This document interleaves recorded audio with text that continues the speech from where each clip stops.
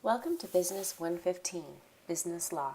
My name is Rebecca Pesko and I'm your instructor this semester. This video is just going to give you a brief overview of the course so you know what to prepare for and how to use your time wisely.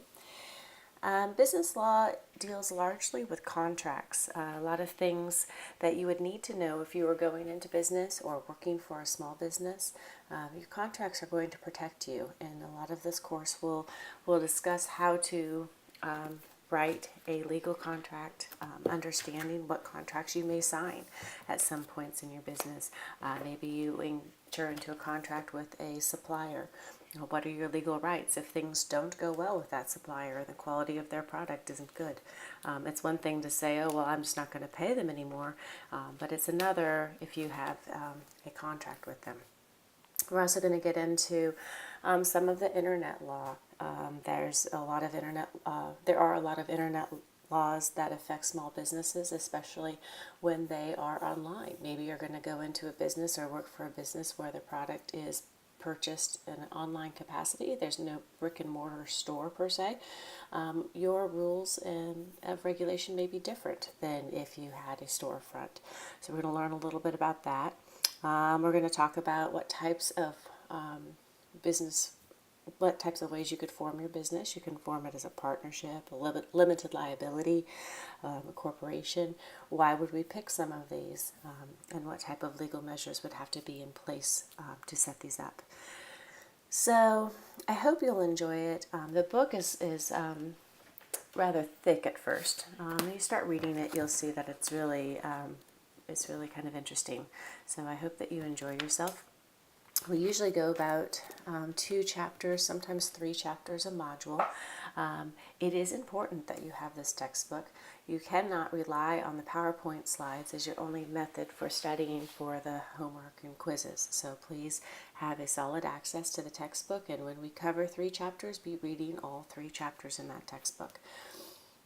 I want to go over our syllabus briefly. I'm in the Brinson building, room 437.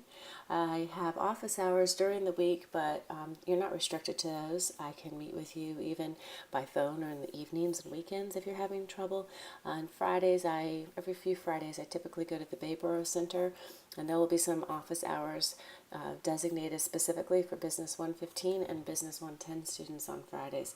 So if you need to see me, don't hesitate to shoot me an email or give me a call, and I'll do whatever I can to make a time to meet up with you. There are no prerequisites or co-requisites for this class. Attendance is a biggie, like all of our classes. Here at Pamlico, you cannot exceed 80% of the class in absences, or 20% of the class in absences. You must complete 80%. So typically that would be 4 weeks of class is the cutoff point.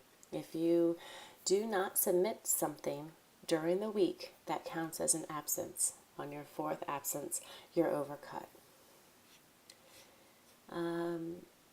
Late work, makeup work, all that fun stuff, I don't accept it. You have a schedule here at the beginning of the class. It's your responsibility to submit your work on time. Any work that is not submitted on time is scored as a 0. I am not dropping any lessons this semester, so if you miss a homework, it's not going to be dropped. It is a 0. This will negatively affect your grade and attendance, so it is time at the beginning of the semester to sit down, look at that schedule, and see how you're going to get your work in on time. If there's a snowstorm, if there's a hurricane, it is still your responsibility to get that work on time.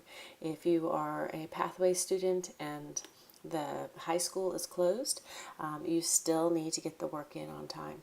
If you're having trouble, say there's a hurricane and you are not living in your home anymore, of course I want to know, and we can work on that. But barring some crazy exception, late work is marked as a 0. Academic dishonesty, please don't cheat. Hold yourself ethically high. Forms of cheating in this class would be to take a quiz next to another student at the same time, to hunt for answers on the internet and copy and paste them, hunt for answers to the case studies and copy and paste them, or just use those answers to compose your own. Other cheating and plagiarism offenses come when students will use resources on the internet to answer maybe a discussion forum and they don't cite their sources. So if in doubt, please contact me as what's okay and what's not okay. But our school does take academic dishonesty very seriously. You'll have 32 quizzes this semester. There's one quiz for each chapter. Most of the quizzes are quite short, but they combine all together to represent 45% of your grade. The midterm and final. Midterm is 10%, final exam is 15%. Homework is 15%, and discussion boards are 15%. And please refer to the discussion board rubric in the top block of Moodle. You have an agenda here. Be very familiar with this. Everything is always due on Wednesdays at 11:45 p.m.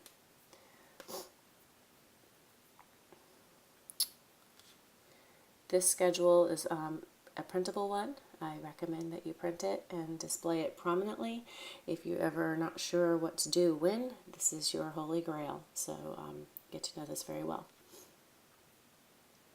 Each module starts off with a description and outcomes.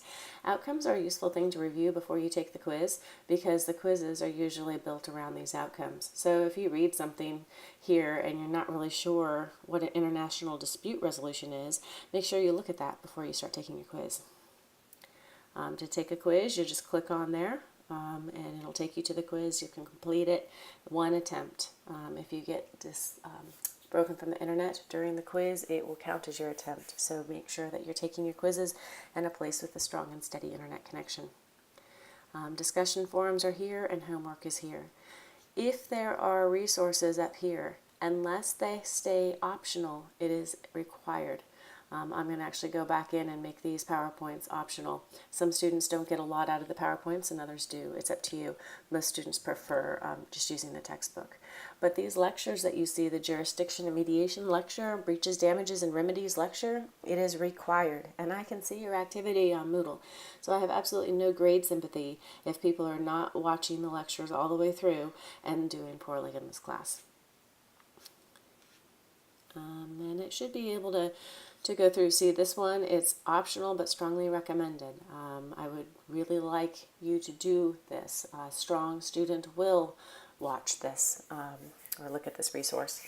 A student who's getting the A will use all resources. And I think that's about it for going over the class and the structure. Again, please don't hesitate to contact me if you have any questions. I'm here to help. Don't be a stranger. Swing by, introduce yourself, and let me know if you have any questions or if you'd like to see more of a topic in class. I could definitely add some more. All right, have a happy semester. Thanks.